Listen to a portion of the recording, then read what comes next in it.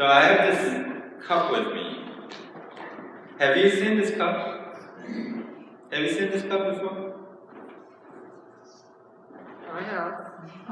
Starbucks, right? So this is a cup from Starbucks. And last Friday, after grocery shopping at Price Chopper, Hyun stopped by at Starbucks to get a cup of coffee. And that day, instead of the regular cups, they used this red plastic cups. This is all plastic. The cup says, this is what it says: "Our gift to you. Bring back this red reusable cup and get 50 cents off handcrafted holiday beverages every day after 2 p.m. through January 7th, 2019. Cool, right? So when I saw this, I was thinking maybe this is to promote like environmental justice, to reuse our cups. But I didn't know if it will actually work that way because this is much more plastic than regular ones. And then I was like, whatever, right? And then that evening, Hyun was telling me what she had no idea about. She learned online where people were sharing photos about this cup. Apparently, this event happened only for one day, last Friday, one day. And people were standing in lines to get this cup all over the country, except Vermont, right? No one we had no idea, right? Some of the persons shared that they had to wait in line at one Starbucks store, and then they ran out of the cups. So he or she had to go to another one, another location, to wait in another long line. Who knew? Who knew people would do something like that for a plastic cup to save 50 cents and share about it online with pride? Yes, we are approaching that season where our consumerism will be at its maximum. We're already hearing about Black Fridays and Cyber Mondays.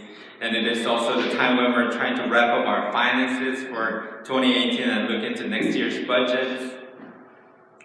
And let me say this out loud. After today, after this Sunday, do you realize that we have 8 Sundays left in 2018? And within that 8 weeks period, we need to fit in Thanksgiving and the whole Christmas season, right? Feeling that anxiety kicking in? And it is a time that money feels ever closer to our lives. It is a time that feels like money matters as if it wasn't ever before. So when we were going through the worship series about Israel's first leaders, as Debbie mentioned during our children's time earlier this year, when we were talking about the Judge Samuel, King Saul, King David, and King Solomon, you might recall how King Solomon got the word wisdom to the future readers. And you might remember the scene from 1 Kings chapter 3, right after Solomon becomes the next king after David. God appears in Solomon's dream and asks, "Ask for whatever you want me to give you." Ask for whatever you want me to give you. And Solomon answers by answering, "Give me wisdom. Give me wisdom." And God was pleased to hear that. Old Testament scholar named Walter Brueggemann describes our culture as a society of 24/7 multitasking in order to achieve, accomplish, perform, and possess. We want more, have more, own more, use more, eat, and drink more. And he says the result of such culture is an endless pursuit that is always unsatisfied because we never have gotten or done enough. Especially as the season when our identity will easily get lost into a long list of things to do, gifts to purchase, deals to chase after. It may be a good time to intentionally think about and get in touch with our deepest desires, what our answers would be if God was asking that same question that God asked Solomon. Ask for whatever you want me to give you. This is an important question for us to ponder, because we know that money is something much more than balancing our accounts, paying our taxes, and counting our earnings and losses. We remember Jesus saying that no one can serve two masters. You cannot serve God and wealth. Matthew chapter 6. And Apostle Paul also said to his Timothy about this. Some have wandered away from the faith and have impaled themselves with a lot of pain because they made money their goal. It's 1 Timothy chapter 6, verse 10. So how we use our money, how we behave around money, in depth, what it really comes down to is our relationships with God and our lives as disciples of Jesus Christ. And that's where we turn to the ancient wisdom of the book of Proverbs, which says, "Blessed are those who find wisdom, those who gain understanding, for she is more profitable than silver and yields better returns than gold." The ancient Hebrews teach us that wisdom is much more valuable than money. In most cases, with us, what we need to ask for is not actually for more money, but more wisdom in how to better manage it. So before we go in any deeper with this, it might be helpful for us to set the tone about the book of Proverbs. If you get a chance to read Proverbs, you'll find that it is pretty straightforward.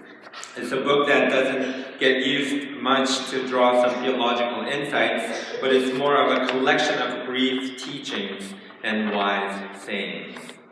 And Old Testament scholar Ellen Davis calls this book a book for an unexceptional people trying to live wisely and faithfully in the generally undramatic circumstances of daily life.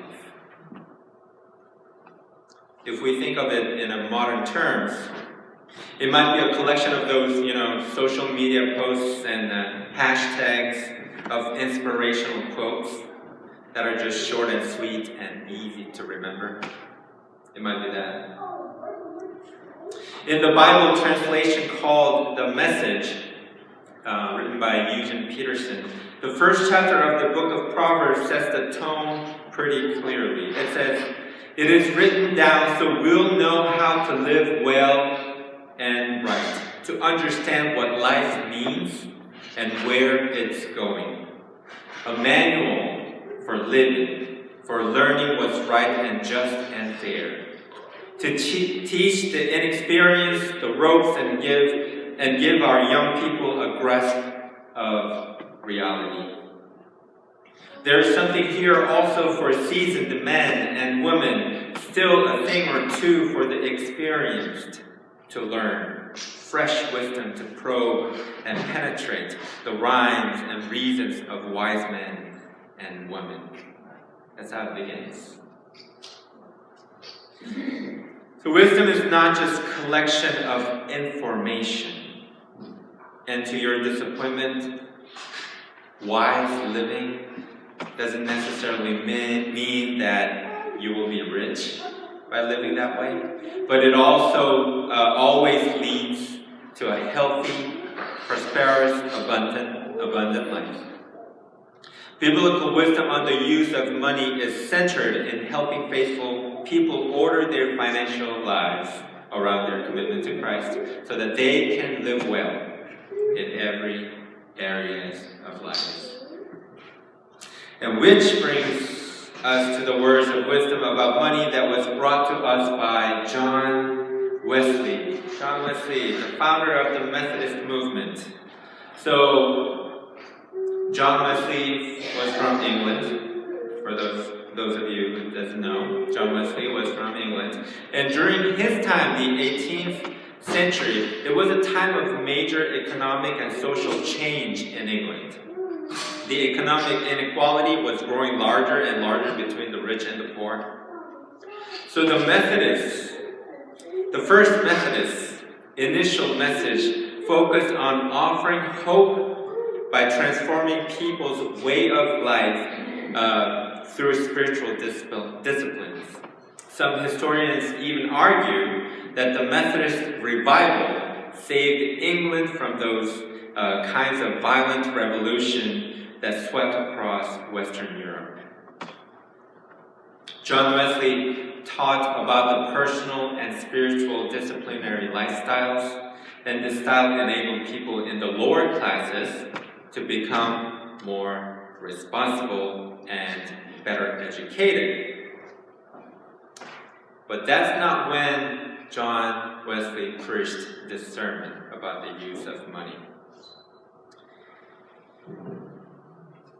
As the Methodists got more prosperous, they began to wear fine clothing and began to build more attractive homes.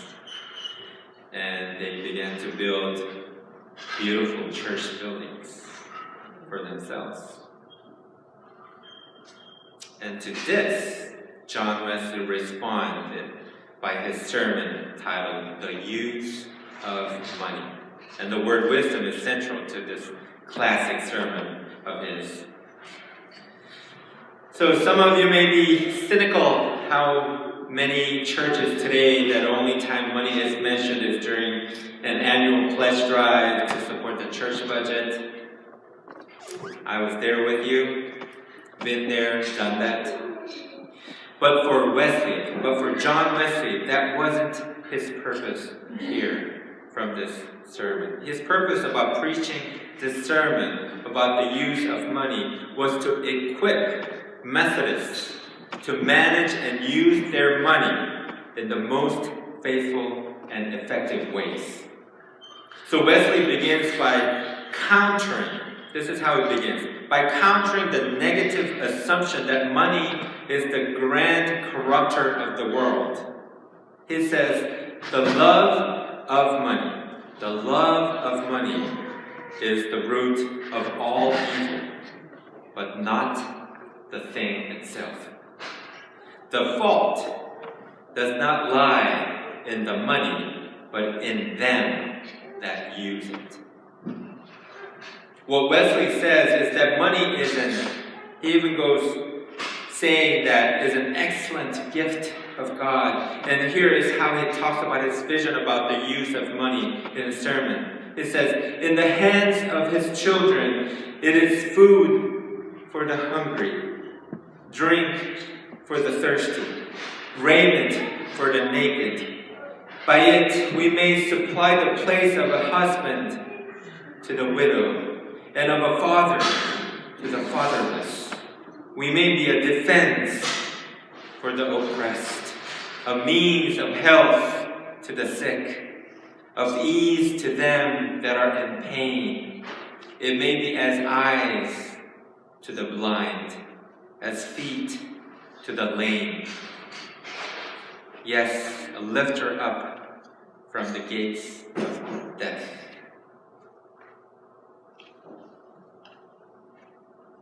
Wesley outlines what he called 3 plain rules, 3 simple rules on the use of money.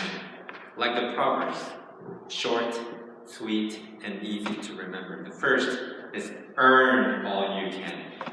Second, save all you can. And the third, give all you can.